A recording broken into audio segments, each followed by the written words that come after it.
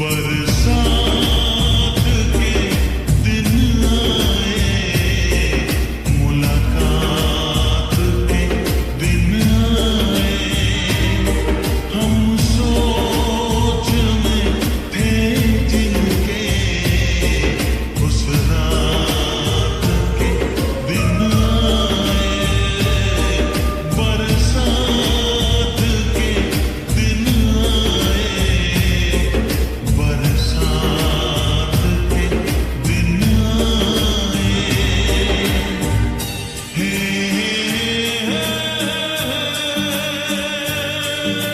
जलते रहे हम ख्यालों की लाशें से,